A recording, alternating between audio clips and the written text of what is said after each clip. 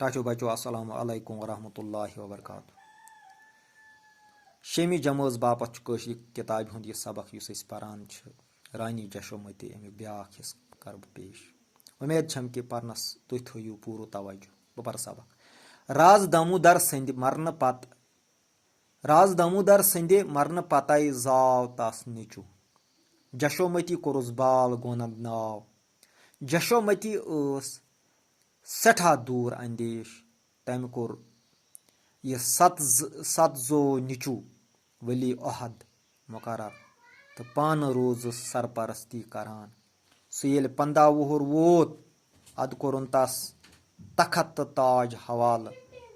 जशोमती रोज 15 वरियन हुकूमत करान। दुश्मनन लोग थोप बुथ फिर अनिन कापि पन्ने किरदार किन प्रो तम नेक नामी लूक कदर करान। यानी कथ करान जशोमती हज। ये जशोमती बास्यो जे मुल्कस मज लज तबाही गसने ब्याख नफर उस अत लायक कह सो लज गसने वजीर लग अक तरफ यम अमीर यानी जिठ आसान तम बे तरफ लमान फौजी बे तरफ लमान रसूख वल बे तरफ लमान आम लुकन उस कह प्रसानी लज अफरा तफरी लज मुल्कस वतने। अम कर अम हेत अकल तो तदबरस अम कोर कंट्रोल हुकूमत लज पान संभालने। अम कोर रबत सारे सर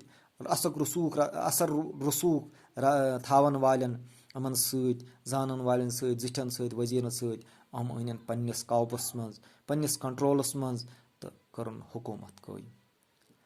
पत ये हुकूमत यम रट कह काल पत जा अमिस अल्लाह तालाहन सोजमुत बच दामोदर सुंद बच यह लड़कः अमिस कोर यम नाव बाल गोंदन। यह सठा दूर यानी सोचन वाच दूर अंदेश मतलब दूर अंदेश गो यमिस वारिया जीठ नजर आस सिर्फ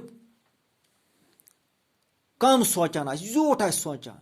ये दूर अंदेश मतलब गो यह कि कह इंसान अमिस रॉपिय 100 यह ोट अमिस ना दपान वल वो बह डाया मगर ब्याक दूर अंदेश दपान ना बह कर वार वार खर्च बह कर तम तरीक खर्च बह गोस परेशान गसन कह दूर अंदेश मे जीठ या कंस कुन जाय गोस मामल यह सोचान वारिया सोचान ना मे दह कड़न कि बल्कि मे वारिया जिंदगी गुजारन मे जिंदगी हुंद सोचुन मे पन्ने दह मे पन्न बचन हुंद सोचुन बच ते गई जान रोजन बह गोस जान पट जिंदगी गुजारन तिथ पट मे पकुन तम काम मे करन इथे पट दूर अंदेश अम सोच कि ना नीचू जाव मे अम सद खतर वत थवि हमवार कर ताकि अमिस गस सुबस मुश्किल गसन कह या लूकन मज गस बे बगावत वसन कह सह शुब जन कह यह सठा काबिल तो अम कोर पन यह वली अहद मतलब गो पन्ने जाय अम दोप ना बह हुकूमतुक हकदार यह बच मगर पान रोज हुकूमत करान लॉकटू बच दद चवन।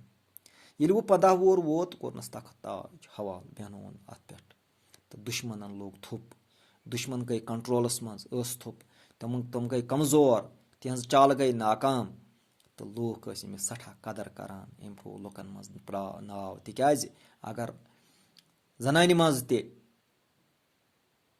खूबी आसन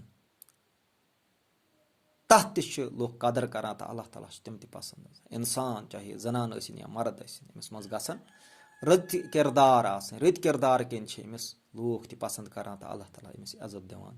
उम्मीद छम यह अजुक सबक परनस दियो लेखनस कुन तवज्जो। वसलाम।